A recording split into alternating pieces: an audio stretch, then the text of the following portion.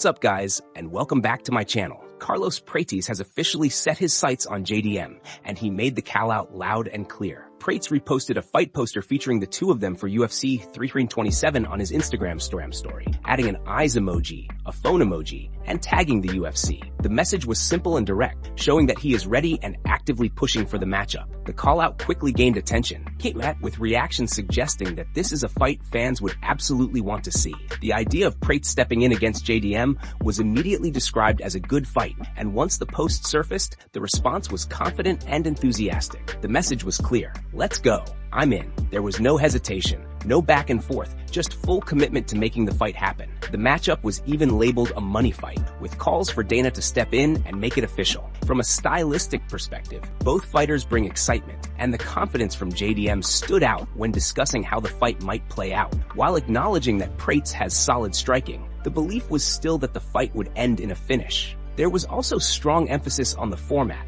This is not a fight that belongs in 3 rounds. The feeling was that it would have to be a 5-rounder to truly deliver. 5 rounds allow the pace, pressure, and skill sets of both fighters to fully unfold. It was pointed out that JDM is already used to that environment, having competed in multiple 5-round fights already. With both sides openly interested and the hype already building, this potential matchup feels natural. If the UFC decides to pull the trigger, it would be a high-stakes, high-action fight that fits perfectly on a major card and delivers exactly the kind of clash fans want to see.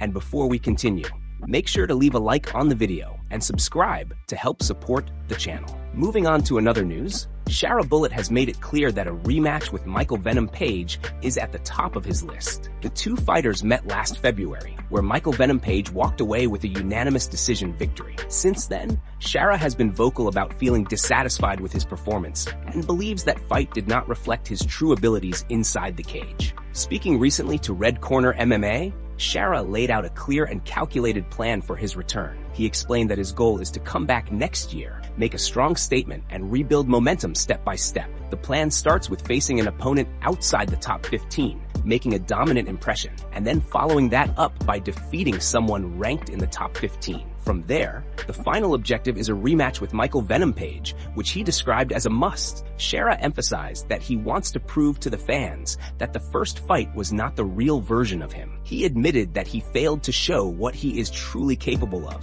and feels that his performance was limited by health issues at the time. According to Shara, those problems prevented him from executing his style and taking risks when it mattered most. Now focused on recovery and improvement, Shara Bullet believes a second fight would tell a completely different story. He is confident that with proper health, preparation, and momentum, the rematch would showcase his full skill set and change the narrative surrounding their first encounter. Moving on to another news, Alexandre Pantoja is officially back in full MMA training after recovering from a serious elbow injury. He recently posted new footage from the gym showing light sparring, movement drills, and controlled strength work, including bicep curls, and all signs point to a clean and steady recovery. The former champion looks comfortable, confident, and pain-free as he ramps things up. According to those close to the situation, Pantoja is expected to return to the octagon in late spring or early summer, putting the flyweight division back on notice. Pantoja suffered a nasty elbow dislocation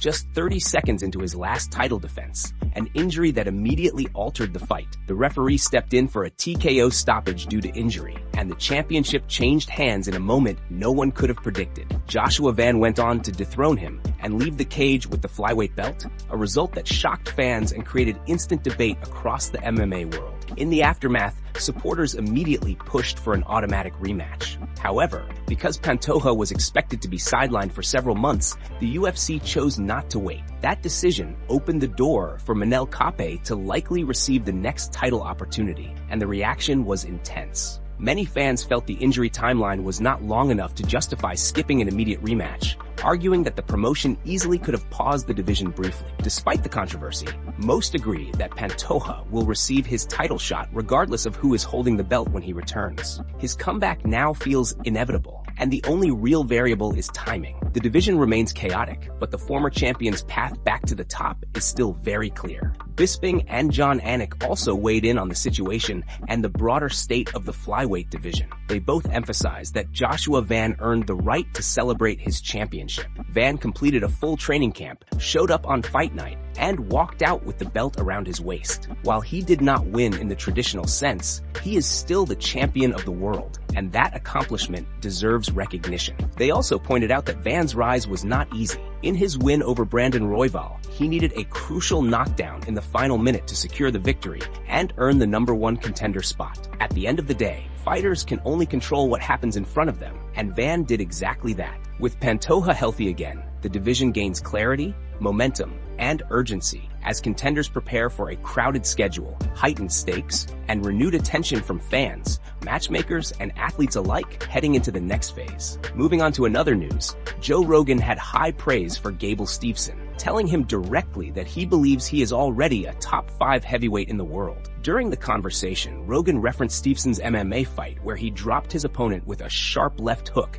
and immediately took him down while the guy was out cold. That moment clearly stuck with him, so much so that Rogan said he sent Dana White a text message right after watching it. Rogan explained that what stood out most was the speed. He described it as crazy, especially when combined with elite-level wrestling. In his view, that mix of explosiveness, athleticism, and grappling is extremely rare at heavyweight. He went on to say that the heavyweight division is very shallow right now, with only a small group of fighters who truly feel like championship-level threats. According to Rogan, when you look at the division, you have Tom Aspinall, Ciryl Gane, Jon Jones if he decides to fight again, and possibly Francis Ngannou if some miracle deal ever brought him back to the UFC. Outside of those names, Rogan felt there are not many compelling options who look like true title contenders. He described it as a class of only 4 or 5 people on the entire planet who operate at that elite championship level. What shocked Rogan most was that he believes Steveson is already part of that group, despite not having fought in the UFC yet. When watching him move and compete,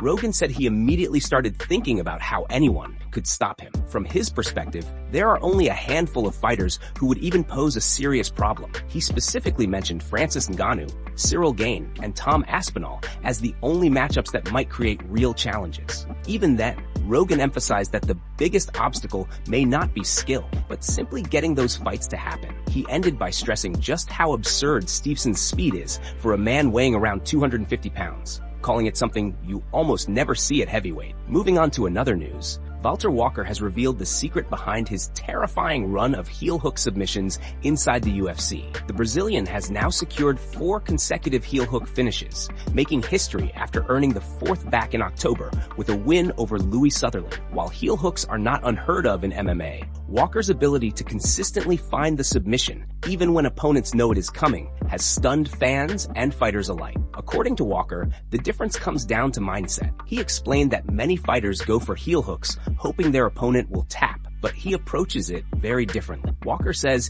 he goes for broke every single time. He believes that hesitation is why so many heel hooks fail at the highest level. When he locks the submission, he commits fully, applying maximum pressure without thinking about the tap. Walker made it clear that he is not trying to seriously injure anyone, but he understands the reality of the sport. His opponents are trying to knock him out or break a limb themselves, so he sees his approach as part of the fight. He described how, when he secures the heel hook, he puts full power into it and can often feel the knee or foot crack. In his last 4 fights, he said he felt every opponent's foot crack, which is why the finishes came so quickly. Despite that intensity, Walker says he does not want to ruin anyone's career. Once he feels the leg crack, he slightly eases off, knowing the damage is already done and the referee will stop the fight. His goal is to win decisively, not to sideline someone for months or a year. Interestingly, the heel hook was not always a major part of Walker's game. Early in his UFC run, it was simply a move he knew how to perform. Everything changed after he submitted Junior Tafa with a heel hook in 2024. That moment gave him belief, and from then on, he began drilling it constantly in training. During wrestling and sparring sessions, he attempts heel hooks repeatedly, sometimes succeeding, sometimes failing, but always improving. Walker also noted that he feels more comfortable attacking heel hooks from the bottom position, especially when taken down and unable to stand up. Over time, however, he has learned to hit them from the top as well, which is how he finished his last 4 opponents. Now, he sees openings instinctively, describing it as something he feels rather than thinks. While heel hooks have become his calling card, Walker insists he trains everything. Still, with this growing reputation, every future opponent will be extremely cautious around his legs, and that alone gives Valter Walker a dangerous edge moving forward. Moving on to another news, Demetrious Johnson has strongly criticized the UFC's matchmaking after Lerone Murphy was passed over for a featherweight title shot. At the UFC event on February 1st, 145-pound champion Alexander Volkanovski is set to defend his title against Diego Lopes, the same opponent he defeated last April to win the vacant belt. The decision to book an immediate rematch surprised many fans, especially since Lopes had only fought once since that loss, scoring a knockout win over Gene Silva. Speaking on his MightyCast show, Demetrious Johnson made it clear that his comments were not personal or emotional, but rooted in logic. He questioned why Lopes was awarded another title opportunity over Lerone Murphy, who remains undefeated. Johnson explained that when a fighter is on the longest win streak in a division, that athlete is typically viewed as the #1 contender, and Murphy clearly fits that description. Johnson pointed out that the bout between Diego Lopes and Gene Silva was never presented as a #1 contender fight. Silva himself was on a strong win streak, which raised further questions about the criteria being used. In Johnson's view, modern mixed martial arts has reached a point where fighters are being rewarded with title shots after a single victory, something he finds deeply troubling. He broke down the situation further by revisiting Lopes's first title fight against Volkanovski. Johnson felt that Volkanovski won that fight convincingly and comfortably. After that loss, Lopes went on to defeat Gene Silva in a wild and competitive fight where he was rocked multiple times. Despite it being just one win, Lopes was immediately granted another shot at the title, which Johnson believes undermines the credibility of the sport. Johnson acknowledged that Lopes has become extremely popular. Since his short-notice UFC debut in 2023, Lopes has delivered exciting performances and built a strong fan base, particularly in Mexico, where he lives and trains. Johnson understands why the UFC may view him as a valuable asset, but he wishes the promotion would be honest about its motivations. He argued that if popularity and market expansion are the driving forces, the UFC should simply say that publicly. Johnson stated that this lack of transparency is why he often says the UFC is not truly a sport, but rather a system of picking and choosing athletes based on business interests. The snub stings even more when looking at Lerone Murphy's resume. Murphy holds an unbeaten professional record of 17-0-1 and is riding a 9-fight win streak. In August, he delivered a stunning first-round knockout over Aaron Pico, further solidifying his case as the rightful next contender. Johnson admitted that as a fan, the situation feels confusing and frustrating. He questioned whether accomplishments like long win streaks still carry real meaning. While he accepts that fans may never fully understand the machine behind the UFC, he believes the lack of clarity strips the sport of substance and leaves fighters like Lerone Murphy without the recognition they have clearly earned. Moving on to another news, Gable Steveson has revealed how spending time around Jon Jones helped crystallize his path into mixed martial arts. The heavyweight super prospect, now 2-0 with 2 finishes to begin his MMA career, credits Jones for giving him the motivation and mindset he carries today. While Steveson officially transitioned into MMA this past year, the spark truly ignited after an unexpected message from one of the greatest fighters of all time. Steveson explained that he first connected with Jones through Instagram. Jones sent him a direct message, shared his phone number, and told him to call. Despite Jones being known for rarely answering his phone, Steveson called anyway. This was before Jones suffered his injury ahead of the first planned Stipe Miocic fight. Jones invited Steveson to come train with him as a wrestling partner, and the two quickly developed a strong connection. Steveson later stepped away to pursue football, but the following year, Jones reached out again, asking him to return for another training camp. From that point on, their relationship continued to grow. Even before his MMA debut, many in the community viewed Steveson as a future heavyweight contender. He initially signed an NIL deal with WWE, but that contract ended in 2024. He then took an unexpected detour into professional football, signing with the Buffalo Bills despite never playing the sport at a competitive level. A few months later, he was released, which cleared the path for him to fully commit to MMA. Training alongside Jones during preparation for a heavyweight title defense against Miocic proved to be a defining moment. Steveson described the experience as eye-opening and deeply motivating. As a 5-time All-American wrestler, he said he had always benefited from strong guidance in wrestling, including his father and the University of Minnesota. What he needed next was someone to show him how greatness operates at the highest level in MMA. Watching Jones up close changed everything. Steveson studied his mindset, his movement, how he spoke, how he carried himself, and how he managed moments inside the pocket. He noticed how opponents could get close to Jones but never truly break through. Seeing that level of dominance and mental sharpness made the goal clear. Steveson admitted that observing Jones firsthand flipped a switch in him. In that moment, he realized exactly what he wanted to become. Being around Jones did not just inspire him, it gave him a blueprint, confidence, and a clear vision for chasing greatness in mixed martial arts. Moving on to another news, Paddy Pimblett believes the current lightweight landscape could tempt another UFC champion to make a bold move. With the division in a strange holding pattern, Pimblett thinks opportunity is opening up for fighters willing to take a risk and strike at the right moment. The baddie is just weeks away from the biggest fight of his career, preparing for his first UFC title shot against Justin Gaethje. The two are set to clash for a newly created interim lightweight belt,